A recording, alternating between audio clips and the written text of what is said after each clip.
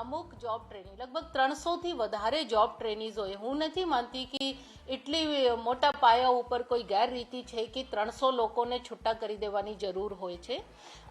અમે એક સર્ક્યુલર કર્યો છે પરમ દિવસે, જેમાં દરેક પાસેથી માહિતી માંગી છે કેટલો વર્કલોડની સામે કેટલા જોબ ટ્રેનિંગ રાખવામાં આવ્યા છે, એને રાખવામાં કઈ વિધિ કરી છે અને કઈ પ્રક્રિયાને અંતર્ગત એને રાખ્યા છે. એટલે આ એક નોટિસ વિભાગે કરી છે.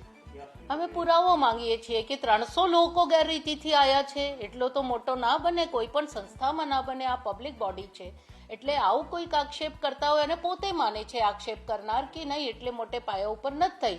એ લોકો કહે છે કે 20-30% છે આ વાત. તો અમે માહિતી માંગી છે, પછી એક કમિટી એની જાંચ કરશે અને અમે બહુ પારદર્શિતાથી આ મુદ્દાને લઈએ છીએ. 300 જણા છે જે અલગ અલગ વિભાગમાં છે. કોની વાઇફ છે, કોની સાળી છે, કોની સાળીના દીકરાઓ છે, કોના મળતિયાઓ છે, કોની બીજા સંબંધ છે. કેમ એમને જ લેવામાં આવે છે એની સહી માંગ કરી હતી. ગુજરાત યુનિવર્સિટીના રજિસ્ટ્રારપતિ રજિસ્ટ્રાર આની અંદર સહી કરે છે કેમ કે રજિસ્ટ્રારનું પણ આમાં કંઈક સેટિંગ છે એવું અમને દેખાય છે. એટલે રજિસ્ટ્રાર બચાવી રહ્યા છે. અમે આજ કુલપતિને ડુપ્લિકેટ નોટો આપી અને કહેવાના છીએ કે મેડમ આવા બધા મળતિયાઓને હટાવો. નીરવ જોશી હોય, રાવલ હોય, આવા 2-3 અધિકારીઓ, કિરણસિંહ રાજપૂત હોય, ઋષિકેશ જોશી, નીરવ રાવલ, આ બધા અધિકારીઓ છે જેમના કોણ મળતિયાઓ નોકરી કરે છે.